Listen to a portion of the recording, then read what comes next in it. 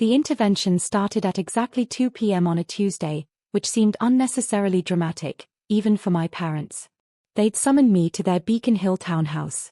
The one with the marble entrance and the doorman who still called me Miss Alexandra, despite knowing me since I was 6. "Sit down, Alexandra," Dad commanded, gesturing to the chair across from his massive desk. The same desk where he'd lectured me about disappointing the family when I chose social work over law school. Where he'd threatened to cut me off when I dated someone he deemed beneath us. Where he told me I was wasting my potential on bleeding heart nonsense. Mom stood by the window, arms crossed, her designer suit perfectly pressed. She'd always been Dad's enforcer, the one who delivered the cruelest observations with a smile that never reached her eyes. "We've been patient with you," Dad began. "More patient than you deserve. But your grandfather's death changes everything." My chest tightened. Grandfather Thomas had died 3 weeks ago. The funeral had been a circus of distant relatives pretending to grieve while calculating their inheritance prospects. I'd barely had time to process losing the only family member who had ever actually seen me. "We know you expect to inherit something," Mom said, her voice dripping with false sympathy. "You were always his favorite, after all. Following him around, listening to his stories about building the business from nothing. He saw something in you that we clearly missed," Dad added. "But Thomas was old, sentimental. He made certain provisions that need to be corrected." My heart rate stayed steady.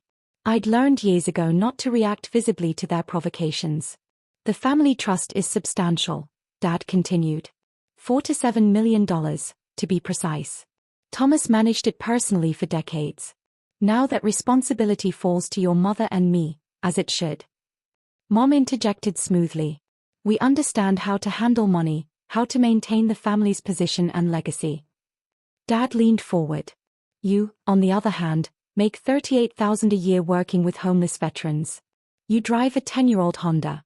You live in that one-bedroom apartment in Somerville your grandfather insisted on paying for." "That ends now," Mom said flatly. "The apartment subsidy is cancelled. You'll need to find something within your actual budget." "We're not being cruel," Dad insisted, though his smile suggested otherwise. "We're being realistic. You're 31 years old, Alexandra.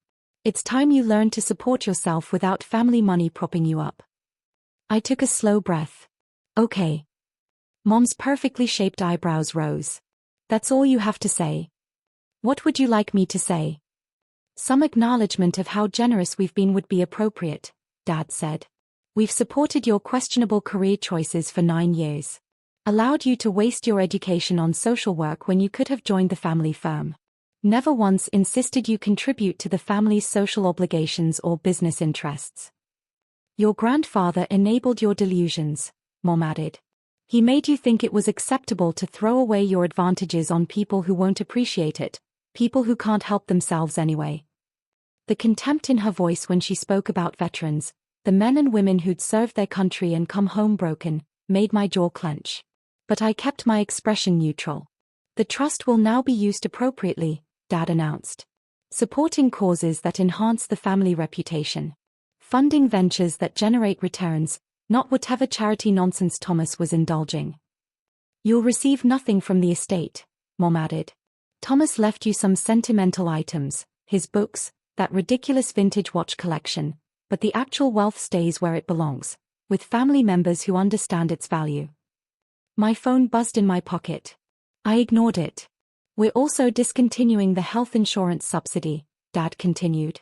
"And the emergency credit card, effective immediately. You wanted to live like a common person, Alexandra? Now you can experience what that actually means." "Is there anything else?" I asked quietly. "Yes," Mom said.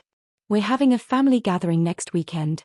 The Winthrops, the Cabs, the Lodges, all the families that matter. You're not invited. We can't have you embarrassing us with your poverty complex and those dreadful stories about your work. You'll never see a penny of the family money," Dad threatened, standing up. "And if you try to contest anything, if you cause any trouble, we'll make sure everyone in Boston society knows exactly what kind of person you are. A disappointment, a drain on the family, someone who chose failure over success.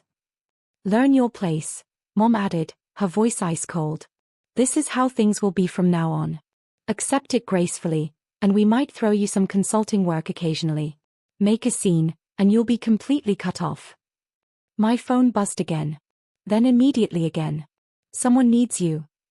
Dad mocked. One of your homeless friends? Tell them you can't afford to help them anymore. You can barely help yourself. I stood slowly, pulling out my phone. 3 missed calls, from Robert Chin, the family's estate attorney. The same Robert Chin who'd worked with grandfather Thomas for 30 years.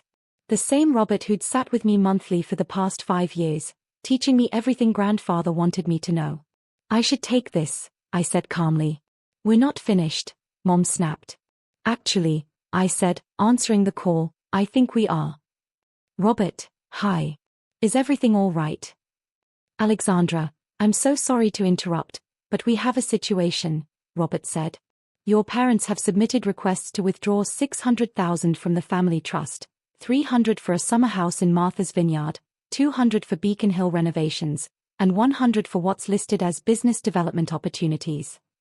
I glanced at my parents, who were watching me with irritation. That seems excessive for 1 month, I said. Dad's face reddened. Excuse me? How dare you discuss our finances with? Their monthly distribution is $200,000, I continued, talking over him. This request is triple that amount. Yes, Robert confirmed, which is why I need your approval. As trust manager, all withdrawals over the standard distribution require your signature. Mom's expression shifted from anger to confusion. What is he talking about? I held up one finger, still focused on the call. What's their current yearly total, Robert? $2.4 million so far this year. They're on track to exceed the $3 million annual limit by July if this pattern continues. The trust documents Thomas established are clear about sustainability, I said. Correct, Robert agreed. Very clear. The corpus must remain intact. Distributions cannot exceed annual investment returns. Their current spending rate would deplete the principal in 18 years. Dad snatched for my phone. I stepped back smoothly. Robert, can you come to the Beacon Hill address? I think we need a clarification meeting. I can be there in 20 minutes. Perfect. See you soon. I ended the call. The silence in the study was absolute. What, Dad said slowly, was that about?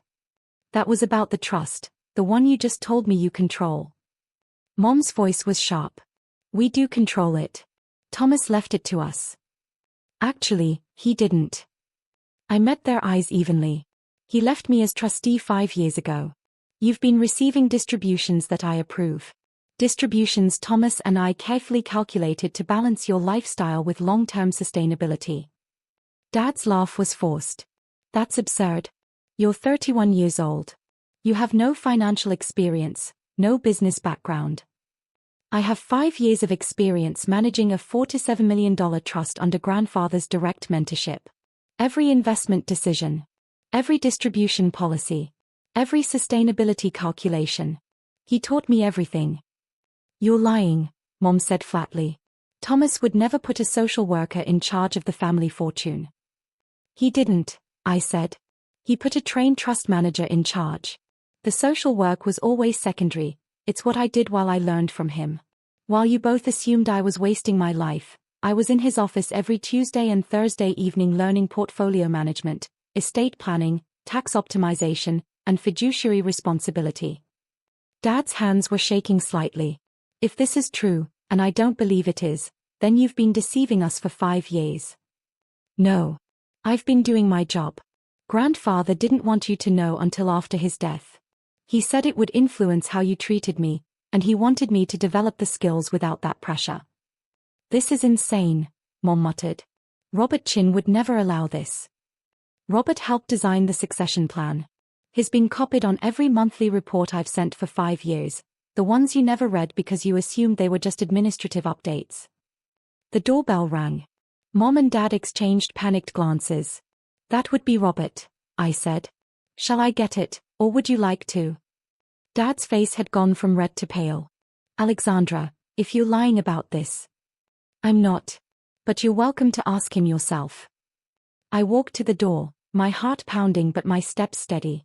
Robert stood in the hallway, briefcase in hand, his expression professionally neutral but his eyes kind.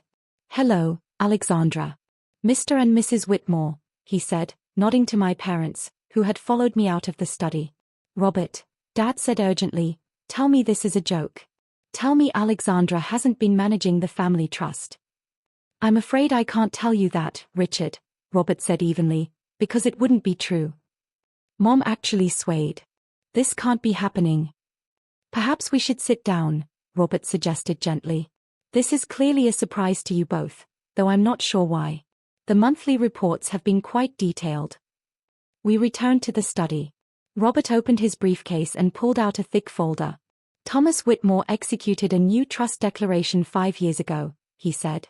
"He appointed Alexandra as trustee, with full discretionary authority over all distributions and investments.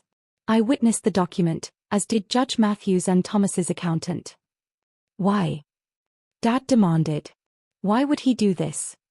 "Because he watched you both spend recklessly for decades," I said quietly. "Because he saw how you treated money as an endless resource rather than something to be stewarded. Because he knew that without oversight, you'd burn through the principal in 15 years and leave nothing for future generations." "That's not fair," Mom protested. "We've built businesses, maintained properties." "With trust fund distributions," Robert interrupted gently. "Mrs. Whitmore, your consulting firm has operated at a loss for 6 years. It's only sustained by monthly trust distributions of $40,000. Mr. Whitmore, your venture capital fund has a negative return rate. You've lost money on 14 of your last 16 investments." Dad's face was crimson now. "How dare you?" "I'm stating facts that are documented in the trust reports," Robert said calmly. "Facts Alexandra has been carefully tracking and managing.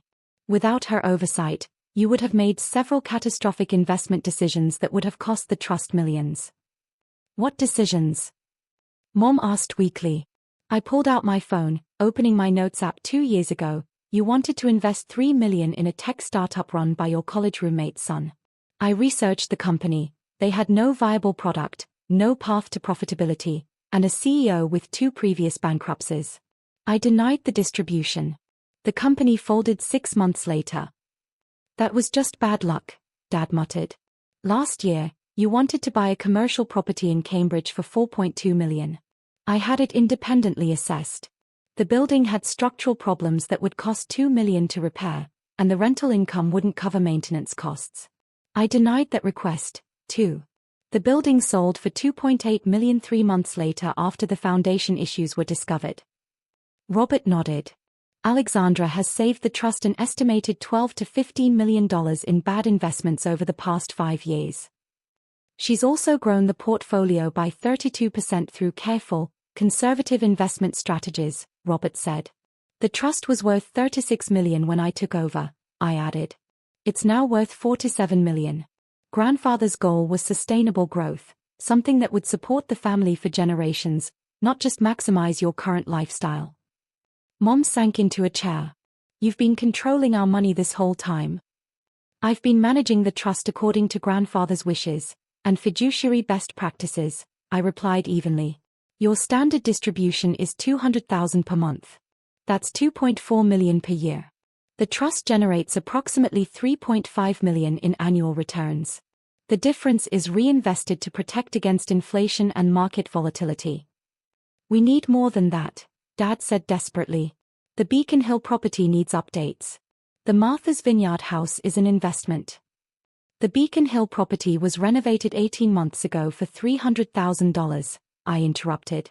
"And the Martha's Vineyard house isn't an investment, it's a luxury purchase. As for your business development opportunities," I glanced at Robert. "Country club membership upgrades and a boat," he confirmed. "Hardly business critical."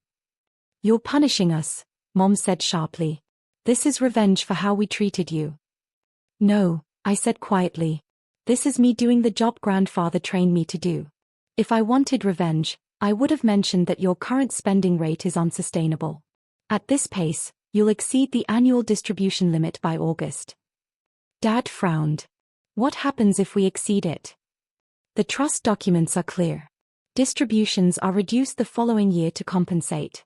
Spend $600,000 over the limit this year, And your monthly distributions drop to $150,000 next year. The color drained from both their faces. We can't survive on $150,000 a month, Mom whispered. Then you'll need to adjust your spending, I said simply. That's what you told me 2 hours ago, remember? When you lectured me about living within my means. Robert cleared his throat. There's something else you should know. Alexandra has been more than fair. Thomas's trust documents gave her the option to reduce your distributions to $100,000 per month as a baseline. She could have enforced that from the beginning. Instead, she's maintained the higher rate and only stepped in to prevent catastrophic financial decisions. Why? Dad asked, looking at me, confusion and fear mixing in his eyes. Because you're my parents, I said. Because despite everything, Grandfather loved you and wanted you to be comfortable. Because I'm not interested in punishing people, I'm interested in protecting the family's long-term security. But you let us believe we controlled everything, Mom said bitterly. You never asked, I said. You never read the monthly reports. You never questioned where the money came from or who approved it. You just assumed. And you treated me like a failure because I didn't broadcast my success. Robert pulled out more papers. There's also the matter of the apartment in Somerville, the one you're evicting Alexandra from. My parents looked at him, confused. The trust doesn't own that apartment, Robert said. Alexandra bought it with her own money 4 years ago. The payments that appeared to come from the trust were from a separate inheritance Thomas left her when her grandmother died, $1.2 million that she invested wisely and used to purchase property. Dad's mouth opened and closed. But we thought. You thought I was living off family charity, I finished. I was living off my own investments while managing yours. The health insurance. Mom asked weakly. Also mine, I said. I get excellent benefits through my employer. The policy you thought you were paying for? That was my own coverage. I just never corrected the assumption, it was easier than explaining the truth. And the emergency credit card? Dad asked. There never was one. Grandfather told you that story to make you feel like you were supporting me. The one time you tried to cancel it, when I dated Marcus, there was nothing to cancel. He just told you it was handled. Robert checked his watch. I have another meeting, but Alexandra, we should schedule time to review the new distribution requests. Denied, I said firmly. All of them. Mom, Dad, your monthly distribution remains at $200,000. If you need more, submit a detailed proposal with justification, like any other trust beneficiary. Beneficiary. Mom repeated.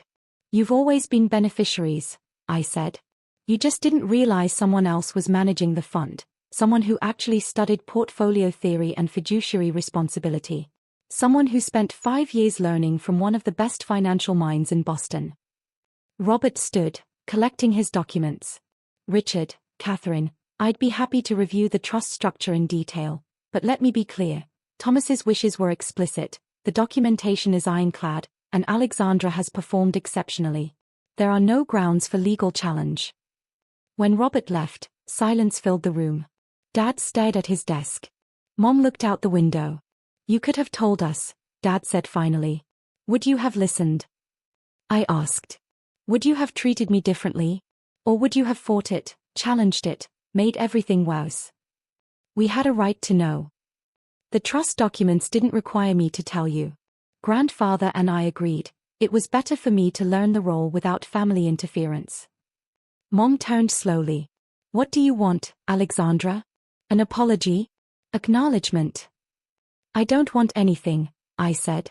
I'm going to keep doing my job, managing the trust responsibly and ensuring financial security for generations. That's what Grandfather asked me to do. So we're supposed to beg you for money now? Dad snapped. While you live comfortably on a generous allowance. $200,000 a month is more than 99% of Americans make in a year, I said. If that's not enough, the problem isn't the trust, it's your expectations. Mom's voice softened. You sound just like him. Thomas. He wasn't self-righteous, I said. He was practical. He built something lasting and wanted to protect it. He saw what happened to the Cabot fortune, gone in 2 generations through reckless spending. The Richardson estate torn apart by infighting. He didn't want that for us. So he put a social worker in charge, Dad muttered. He put someone he trusted in charge, I said quietly. Someone who cared more about the family's future than its image. I stood, grabbing my coat. I need to get back to work. We have 3 veterans moving into housing today, and I promised I'd help. That's it? Mom asked. You drop this bomb and just leave? What else is there to say? The structure isn't changing. Your distributions aren't changing, unless your spending forces them to. The only thing that's different is now you know the truth. And next weekend? Dad asked. The family gathering. I wasn't invited, I reminded him. Remember? You made it clear I'm an embarrassment. Alexandra, Mom started. It's fine, I said. I have plans anyway. We're hosting a fundraiser for the Veterans Center. Real work with real impact, not just standing around talking about wealth while contributing nothing of value. I turned to leave, then paused at the doorway. For what it's worth, Grandfather loved you both. Every decision he made was to protect you from yourselves. He wanted me to make sure you'd always be taken care of, even if you made bad choices. That's what I've been doing for 5 years. That's what I'll keep doing. Out of duty? Dad asked quietly. Out of love, I said. Despite everything, you're still my parents. I just wish you'd seen me as your daughter, not a disappointment. I left them sitting in their marble study, surrounded by luxury the trust provided, finally understanding who'd been making it all possible. As I drove back to Somerville, my phone rang. Hey, Marcus said. How'd it go with your parents? About as expected, I said. They didn't take it well. Are you okay? Yeah, I said after a pause. Actually, I feel relieved. 5 years of pretending to fail, it's exhausting. You're the most successful person I know, Alex, he said. You manage a $4 to $7 million trust, run a nonprofit, and still show up every day to help veterans. Your parents are idiots if they can't see that. I smiled. Thanks, Marcus. Drinks after the housing setup. You sound like you need them. Definitely. I pulled into the Veterans Center parking lot where 3 families were waiting to receive keys to their new apartments, homes funded through a grant from the foundation I'd quietly built with my own money. The one my parents didn't know about. The one that had placed 4 to 7 veterans in permanent housing over the past 3 years. My phone buzzed again, first from Mom, we need to talk about this properly. Then Dad, this isn't over, Alexandra. And finally, from Robert, your grandfather would be incredibly proud. You handled that with remarkable grace. I responded only to Robert. Thank you. He taught me well. Miss Alexandra. Tommy, a Marine veteran I'd been working with for 6 months, waved from across the lot. We got the keys. All 3 families move in today. I smiled, pocketing my phone. That's wonderful, Tommy. Let's go see your new place. As we moved boxes and hung curtains, I thought about Grandfather Thomas, the long evenings in his office, the lessons he'd left me with. Money is just a tool, Alexandra, he'd said. The question is what you build with it. Your parents build monuments to themselves. I want you to build something that lasts, something that helps people. I tried to do both, protect the family fortune and use my own resources to make a difference. It meant living smaller, dressing simply, and letting my parents believe I was struggling. But it had been worth it. My phone buzzed again, a group text from Uncle Christopher. Just heard the news. Unacceptable. Family meeting this weekend. Alexandra needs to be held accountable. I looked up at Tommy helping his kids choose bedrooms, at Maria crying happy tears as she turned on the water, at James standing in his first kitchen in 3 years. Let them have their meeting. Let them rage. I had more important things to do. I had a trust to manage, veterans to house, a legacy to honor, and 5 years of proof that I was exactly the person Grandfather believed I could be. My parents once said I'd never see a penny of the family money. They were right. I'd never seen it. I'd been managing all $4 to $7 million of it. Sometimes, the quietest person in the room holds the most power. Sometimes, the family disappointment is the only one actually succeeding.